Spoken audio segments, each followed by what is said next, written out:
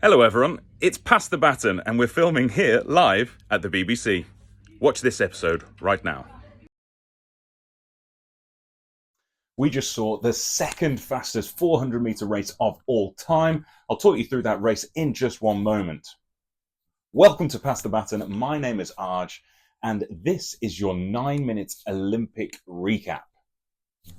Remember, the Olympics is a busy schedule. I don't want you to miss out on a single day's worth of action. Join us every single day for Pass the Baton. Just hit subscribe down here, or maybe it's over here for you, and we'll keep you up to date.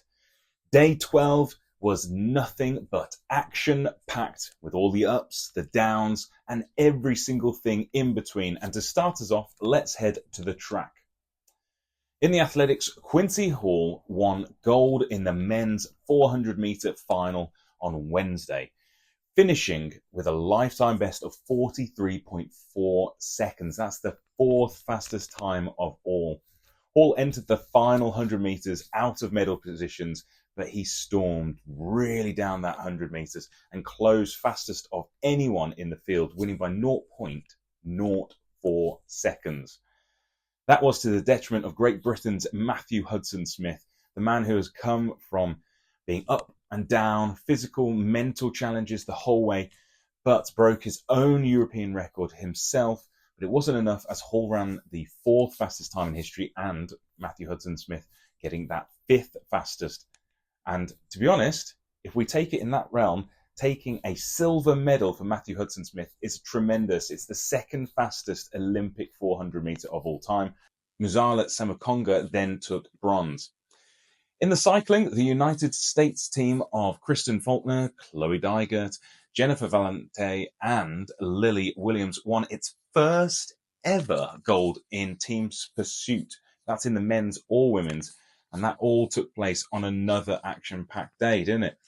Gold went to the United States, silver to New Zealand, and bronze to Great Britain. Women's pole vault did not disappoint either, with Nina Kennedy passionately, and you saw that passion as she screamed with glory after her jumps, sealing gold, followed by Katie Moon in silver of the USA, and Newman gaining a Canadian national record and the bronze. It was an amazing event considering the world lead of 4:92 from Molly Corduroy. She couldn't take place as she didn't qualify. In the men's discus, there was a huge surprise and an upset. Roje Stona of Jamaica threw 70 meters to take gold, the first in the event for the nation, away from Alekna by just 3 centimeters. That's right, 69.97 is what Alekna threw to take silver. In the men's steeplechase, the 3,000 meters steeplechase, it was a challenging affair, run with an uneven pace, and there was chaos with a mad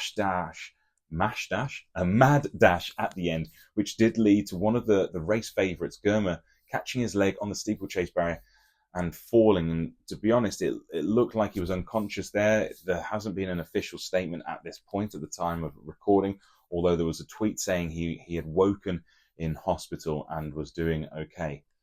Bakkali stormed to victory in the final 20 meters, taking another gold, but with a challenge from Rooks of the USA, a massive charge and a surprise for silver, with Kibiwott of Kenya taking the bronze.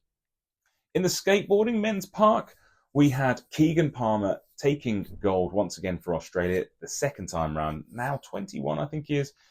So getting on a bit if you look at the rest of the skateboarding field. Tom Scar of USA and Augusto Aquio of Brazil.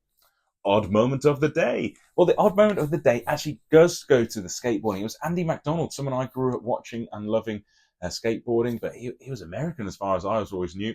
He got a British passport courtesy of his dad being born in Britain, and decided to compete at the age of 51 in the skateboarding in an attempt to save his career, which he says was ravaged by COVID. He lost sponsors and events, and this has given him another lifeline.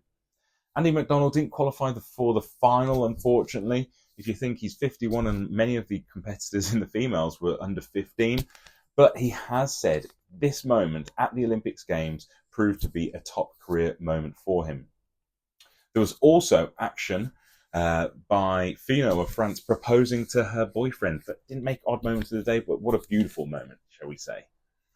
There are a total of 27 gold medal events available on day 13 coming up on Thursday. So here are our top picks of the day. First up, the men's basketball competition reaches the semi-final stage, while the men's football bronze medalists will be decided.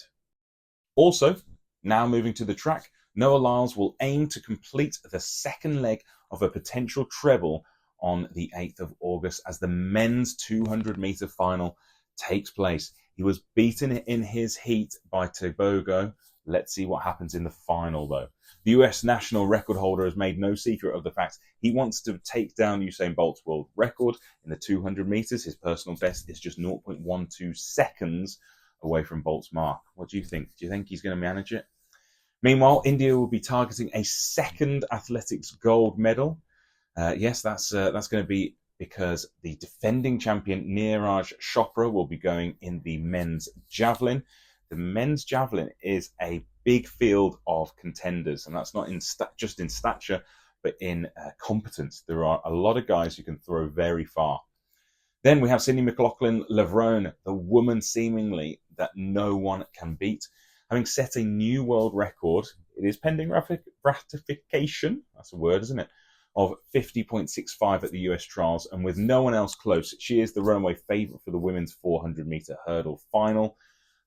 But don't count out Femke Bol, because Femke Bol has been just whittling down her records herself and is getting much, much closer to Sydney McLaughlin of any year. She's the only other woman to have run under 51 seconds. For me, that's probably going to be the highlight of the day, but that 200 metres is looking pretty tasty too. And can we get a surprise maybe in the javelin? Right, thank you very much for joining us for Pass the Baton. We have a few days left of Pass the Baton. I want you to tell all your friends, hit subscribe down here. Let us know in the comments what your favourite moment of the day was. Thanks for watching. Bye-bye.